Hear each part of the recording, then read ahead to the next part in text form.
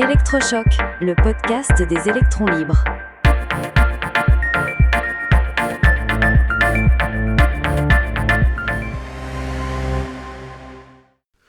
Iran dans le miroir de la révolution.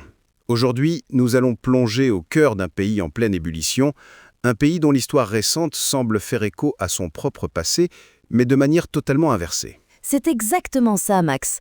Pour comprendre ce qui se passe en Iran en ce moment, il faut presque remonter le temps, jusqu'en 1979. C'est une date clé, celle de la révolution islamique qui a renversé le Shah et porté l'ayatollah Khomeini au pouvoir. Et c'est fascinant de voir les parallèles. En 1979, la colère était nourrie par un sentiment d'injustice.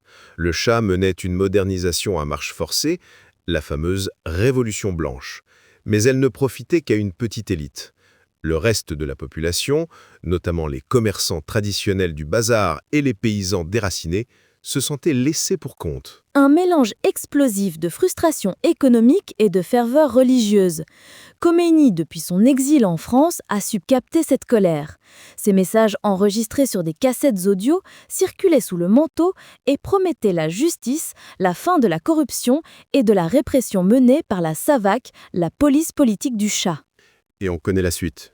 Son retour triomphal à Téhéran, la chute de la monarchie et la proclamation de la République islamique.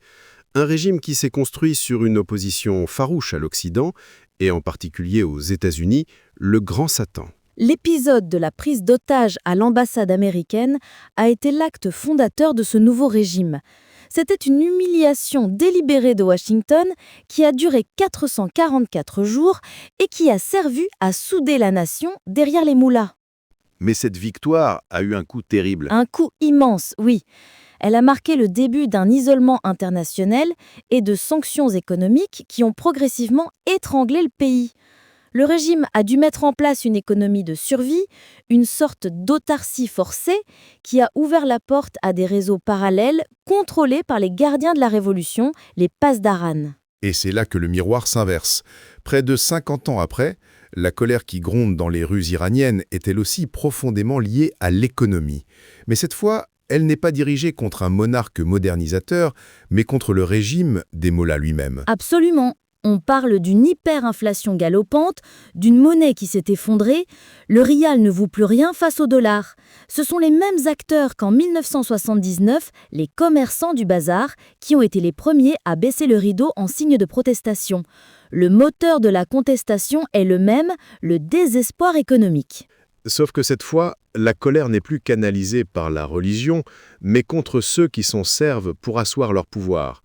Les manifestants dénoncent un système corrompu, brutal, qui a transformé un pays potentiellement si riche en un véritable enfer économique pour la majorité de sa population. Et ce qui est nouveau, c'est que le régime semble beaucoup plus fragile. On sent des fissures apparaître au sommet du pouvoir. On entend des voix dites modérées, comme celle du président ou du chef du Parlement, qui parlent d'écouter les revendications du peuple. C'est un signe de peur, une reconnaissance que la situation est intenable. Une peur qui se heurte au mur du guide suprême Ali Khamenei, qui reste sur une ligne dure, celle de la répression. Mais même cette répression, menée par les Bassidj, semble moins efficace. Le régime est affaibli, à la fois par ses divisions et par un contexte international qui lui est de moins en moins favorable. Et face à ce pouvoir qui vacille, l'opposition, qui a longtemps été très fragmentée, commence à trouver un terrain d'entente. C'est peut-être ça le changement le plus significatif. Oui, on voit une convergence assez inédite. Monarchistes, républicains, activistes, tous semblent mettre de côté leurs divergences sur la forme que prendra le futur gouvernement pour se concentrer sur un objectif commun, la chute de la République islamique. Et une figure émerge pour incarner cette unité, Reza Pahlavi, le fils du dernier Shah. Son nom résonne dans les manifestations. Il n'appelle pas à une restauration pure et simple de la monarchie, mais se positionne comme un rassembleur capable de mener une transition vers une démocratie laïque. C'est en Paris, bien sûr, mais il reçoit des soutiens de personnalités très diverses, y compris d'anciens prisonniers politiques ou de républicains convaincus.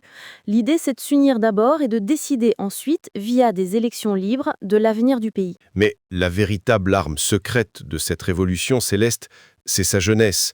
C'est une génération qui n'a connu que le régime des Mollahs, mais qui est incroyablement connectée au reste du monde. Totalement. On parle d'une population très jeune, très éduquée et surtout experte en technologie.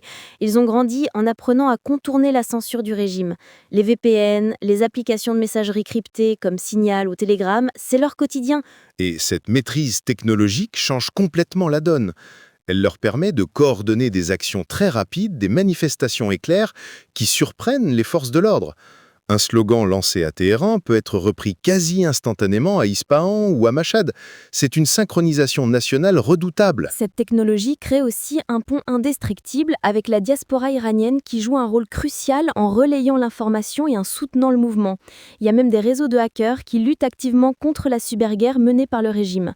Ils ont même réussi à obtenir le repositionnement de satellites pour garantir un accès Internet haut débit aux manifestants. C'est extraordinaire. C'est vraiment la fusion de la colère de la rue et de l'ingéniosité numérique. On assiste à une contestation qui est à la fois ancrée dans des frustrations très concrètes, très économiques, et en même temps portée par une génération tournée vers l'avenir qui se bat pour la liberté avec les outils de son temps. Exactement. L'Iran est à un carrefour. On ne peut pas prédire l'issue, mais la dynamique actuelle est plus puissante et plus prometteuse que tout ce qu'on a vu dans les dernières décennies. C'est l'espoir de voir ce grand pays, cette civilisation millénaire se libérer enfin et retrouver sa place. Un espoir porté par des électrons libres, connectés et déterminés. Une histoire à suivre de très très près. Soutenez les électrons libres. Abonnez-vous sur lel.media.